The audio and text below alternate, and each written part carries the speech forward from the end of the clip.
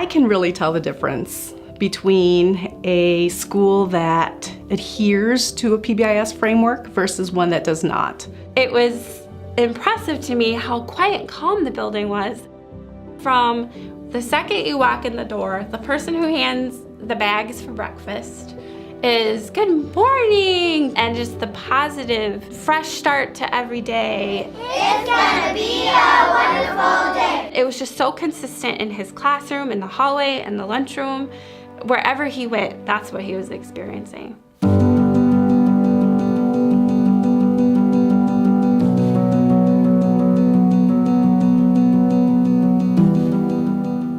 I look at PBIS as an organizational model that helps promote the behavior you want out of the individuals within it. The main goal is to create common language and common expectations that are shared by everyone, so everybody can calibrate their understanding of the behaviors that result in success in school. PBIS is a glue. It hasn't been an additional thing upon our teachers. It's strategies, they're tools that teachers can implement within the classroom. It's just a framework that helps us do our jobs better. So I think it gives kids the chance to have a positive experience at school, where some kids would potentially only be having that negative experience. If we had students who couldn't read, we wouldn't just stick them in a corner and say, figure it out.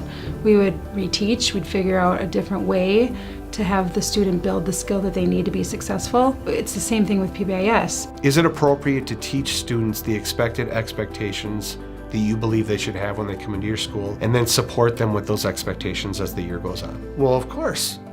Absolutely, every school should do that. That in essence is PBIS. How can you argue with teaching kids the right things we want them to do? Respect is all how I wanted to be treated by my teachers, by my other peers. Responsible is how I make myself strive for the goals that I want for my future. And ready to learn, obviously, is the basics of the organization. Through my 6 years here at Washington, I have used that as my way of going. PBIS is not a new system that you're coming in to implement. It's really just taking what you have, putting it into a frame, and then looking within that frame, what are areas that you can still grow and expand on, and what areas do you already have that are really solid. One of the things we did in the benefits of being part of a large urban district and having PBIS supported at a district level is we had resources that we could go to that was able to help us navigate in a way as we launched this work. When I think about data and PBIS, there's a plethora of data that we can work from. Often we fall into a trap with collecting data, particularly in education, around collecting the data that we're required to collect, but that's not all we have to do. And so we can also think of some questions we want to answer that would help us to understand how to better work with our students and their families. This is about taking strategic moves to understand where you want to go while being able to reflect on what have been some of the antecedents that have happened in the building. This is about decisions that the adults need to make within the building about improving together. The school bus is an extension of the classroom, of the school day. So what kids experience in the building is what they should be acting like on the school bus.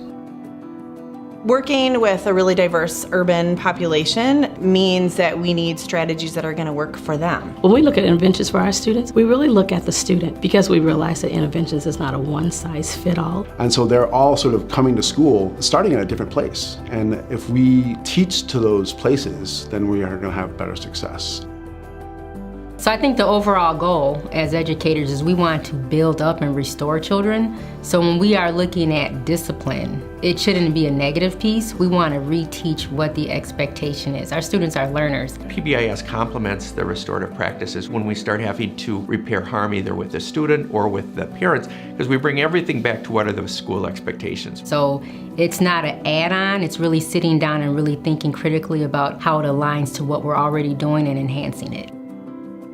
One of the things that may be floating out there as an urban myth is that PBIS is nothing but about extrinsic rewards. We're trying to build character. We're trying to build, people wanting to do the right thing from the inside out, not because they're going to get something. It's almost like a grade on paper. You give a kid an A, he's going to try twice as hard to keep that A.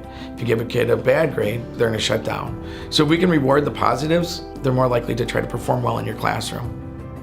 The incredibly awesome part of PBIS is getting parents on the same page with the building. If there's a gap between home and school, there's a lot of wiggle room for error. We're a community, and our community needs to be respectful of each other. The community, to me, has gotten a lot better. We have good relationships with a lot of the parents, the kids, and it just seems it's a lot calmer than it used to be. It's almost like everyone took a step back and just looked at the school as a family. Let's come together. And so that's what it's been like the last 3 years. Everyone has just been coming together and building and building and building. PBIS has built a sense of safety and trust for not only our students, but our staff as well. That's what the framework, what the expectations have done, the common language have done. It's built a sense of safety and trust for our school. The staff, their lens was PBIS. They could see the opportunity to build on his strengths and to reinforce those positive behaviors rather than watching for the misbehavior and extinguishing it. To see him start to trust adults again and also gain confidence. It's just been an amazing transformation.